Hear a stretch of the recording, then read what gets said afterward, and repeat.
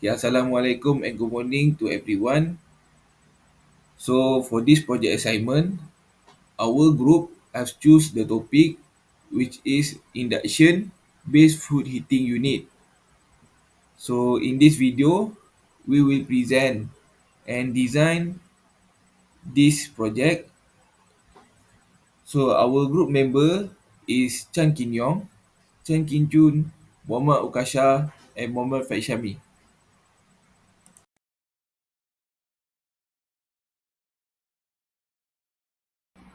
Next, I will explain the story of the induction heating for this project. So this concept have been used the microfarads of the electromagnetic induction.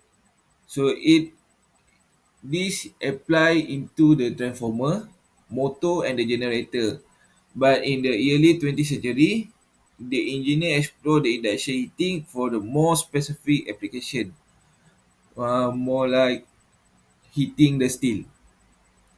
So during the World War II, it expanded that use of the induction heating.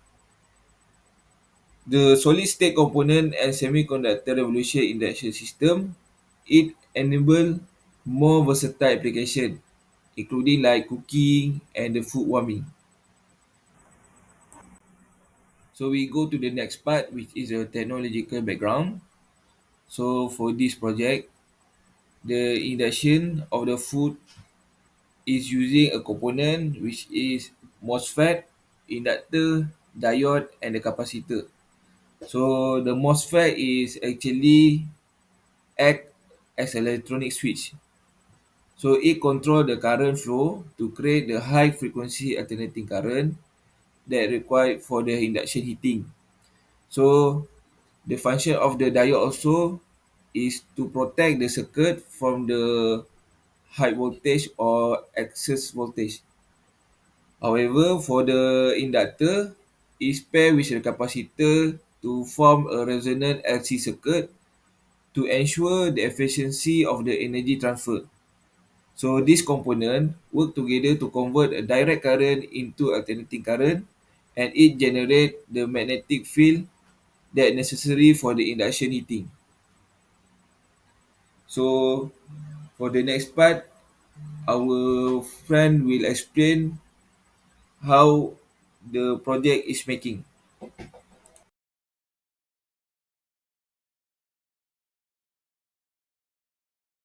Good day, Doctor. So now I'll be demonstrating the construction of our project, which is the induction food heating unit. So firstly, we start from the source.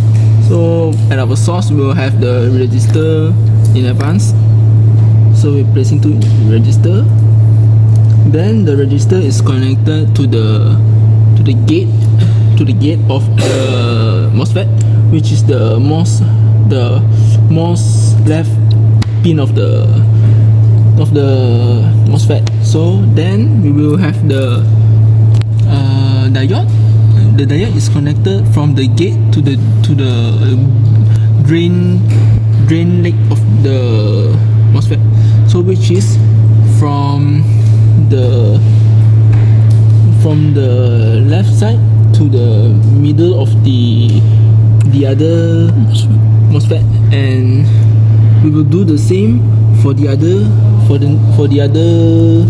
MOSFET as well. So from the far left side to the right to the middle pin of the MOSFET. So then after this we will have to use another jumper to connect the breadboard, because we still need more pin in the series. So we will have this. Then after we connect the jumper, we will have our capacitor to store the voltage. Okay, we will have two capacitor. Then we will have the inductor that will be connected to the source, and also on the other leg of the capacitor.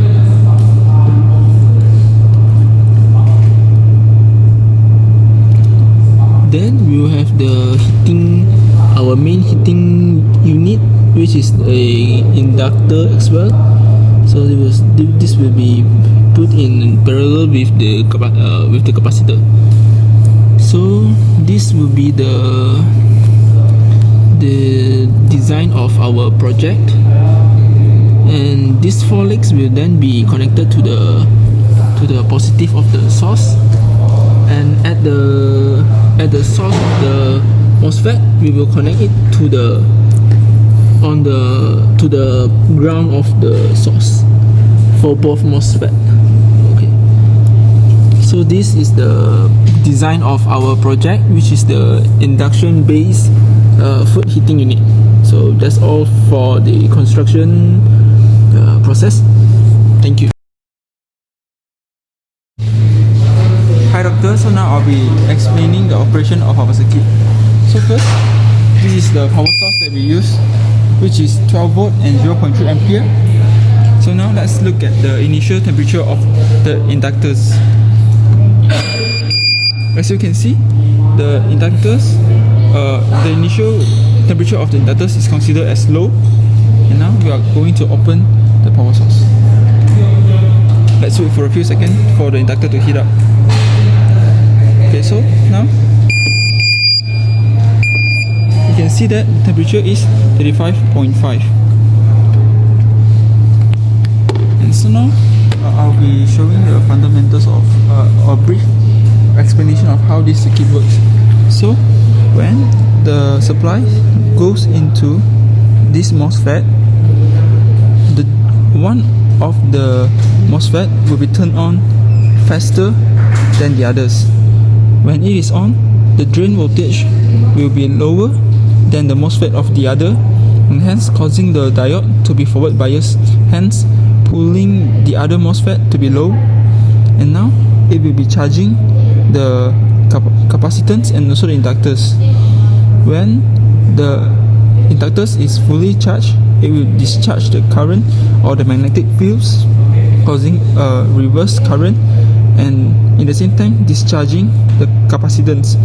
The heat up of inductors happens when power is dissipated, and also current due to core losses during the discharging of current or the magnetic fields.